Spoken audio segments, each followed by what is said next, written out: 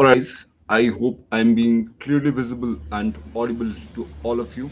Today is the day 73 of recording daily scheduled videos for 75 days, and today we'll be talking about protecting women's right amid conflict, although it won't be in specific context of the Iran-Israel or for that matter US war, but in general, how do we protect women's right amid the conflicts and the instability in general? All right. If you've been watching all the series of videos from the playlist 0 to 1, I really appreciate your attention span. May God bless all of you and all your efforts. Therefore, without any further ado, let us just start our today's video. See, protecting women rights in conflict zones, right, where there is turbulent or shaky times going in, it requires a global action, all right, because women face heightened risks of the sexual violence, displacement, and exclusion from peace process. Yet they are always key agents of stability and recovery. Strengthening legal protection for women, enforcing accountability, and ensuring women participation in peace building are the very critical steps. Now, let us see the key challenges of the women rights which are being taken away, or you know the rights which are in danger in times of conflict and instability. First is gender based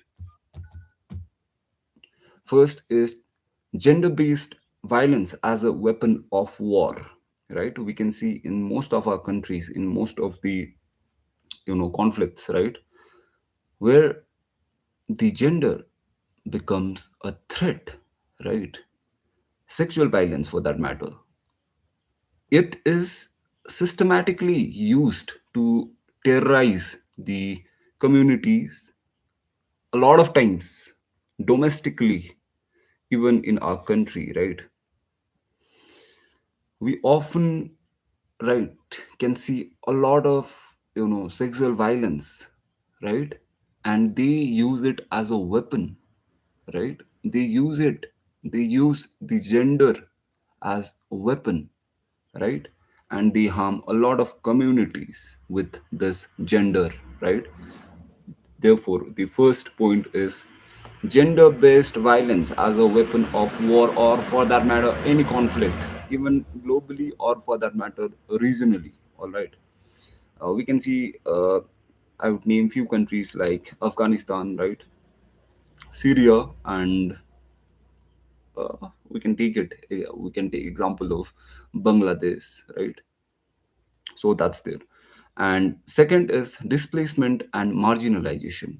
Women and children are the majority, right? And when this majority is in forms of the refugees, often they lose access to fairly good health, right? Fairly good health care, education, and livelihoods. So that's another key challenges, right? The next is weak institution. Wars and instability erode justice system, leaving women without resource to legal protection. So that's the third point. And lastly, we have is legal inequality. Globally, women holds only 64 percentage of men's legal right. So you can see a lot of difference. Rest 36 percentage is a vacant, right? It's null and void.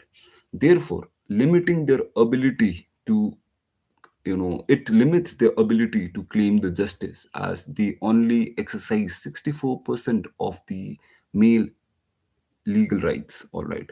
So there's a gap of 36 percentage, right? So that's there. Now let's see, let us look forward, right?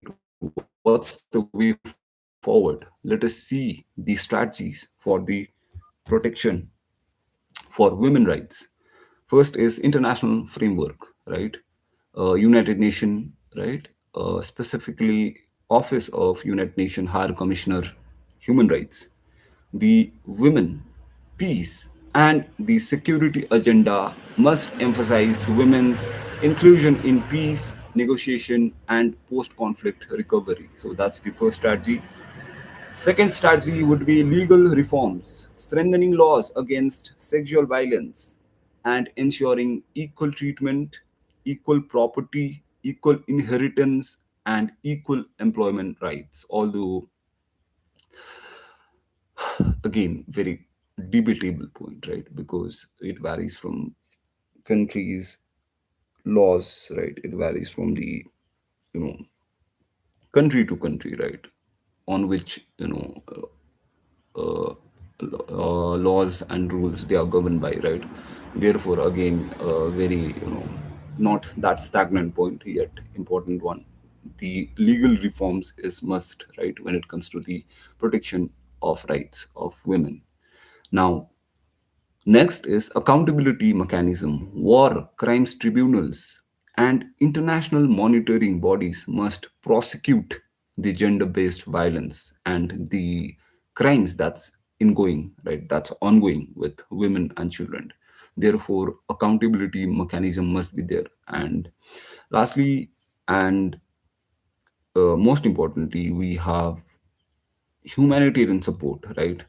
Prioritizing women access to healthcare, good education, reproductive services, and psychological, support in, different various camps, right? Various campaigns, awareness programs, right? These things help, and supporting the very grassroots level women's organization that provides shelter, education, and advocacy in the conflict affected regions. So that must be done. We must support as an individual. All right, that's there. Now, again, lastly, let us we let us recommend few actionable, thing that can be done.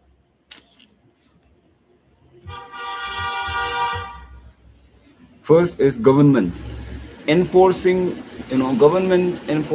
gender sensitive laws even during emergencies. Second is international community, fund women-led NGOs and ensuring gender quotas in peace negotiation. That's there. Third is civil society, building awareness campaigns to challenge harmful norms and support, you know, survivors. That's there. And lastly, as I've said, on the individual level, what we can do in ground, we can support organization like United Nation, right, for women, amnesty of the, Amnesty International, and or for that matter local, grassroots level women's right groups through, advocacy, and we can just share the things in our social media, or for that matter, if you are, you know in a good state, you can just, do some sort of, charity, or not just charity, yet it becomes your moral obligation as of now in 21st century to help, right, to advocate for the women's rights. Therefore you can do that. That's there. In short, protecting women's rights amid any conflict in the world, or for that matter in domestic level, is not just about shielding them from the, vandalizing factors, but it's all about empowering them as a leaders in peace building and recovery. Without women's full participation, sustainable peace is impossible and chaotic. That's there for our today's video, ladies and gentlemen. Uh, Thanks so much for watching this. If you've been watching till the end, I really appreciate your attention span. May God bless all of you and all your efforts. Jai Hind and Jai Bharat.